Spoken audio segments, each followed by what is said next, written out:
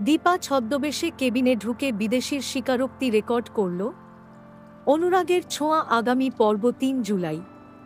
Hello বন্ধুরা, আমি চন্দনা, আমার চ্যানেলে স্বাগতম। সর্বশেষ সংবাদ আপডেট পেতে দয়া করে চ্যানেলটি সাবস্ক্রাইব করুন এবং বেল আইকনটি টিপুন। দীপা কখনো মিথ্যার আশ্রয় নেয় না। তার আদর্শিক মানসিকতা ও নীতিবোধ তাকে একজন সৎ এবং নির্ভরযোগ্য সাংবাদিক হিসেবে প্রতিষ্ঠিত করেছে।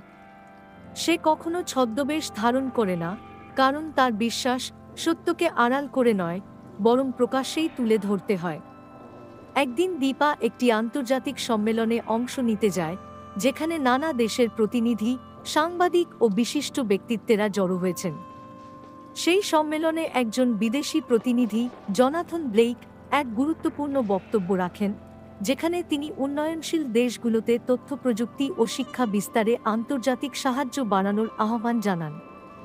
সম্মেলনের পর দীপা জোনাথনের সঙ্গে খোলামেলা আলোচনা করতে চান। কোনো গোপন রেকর্ডিং নয়, বরং সম্মতি নিয়েই সে তার বক্তব্য গ্রহণ করতে চায়।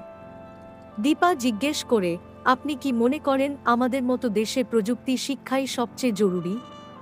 জোনাথন উত্তর দেন, প্রযুক্তি শিক্ষা জরুরি, তবে তার আগে দরকার ন্যায়ের ভিত্তি।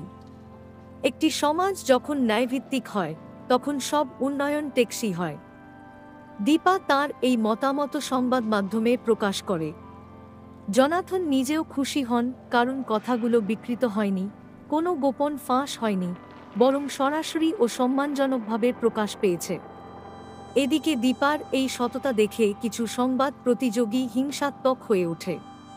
তারা গুজব রটাতে শুরু করে যে দীপা নাকি বিদেশিদের পক্ষ নিচ্ছে। কিন্তু দীপা নির্ভীক। সে সবসময় ন্যায় ও সত্যের পক্ষে থাকে।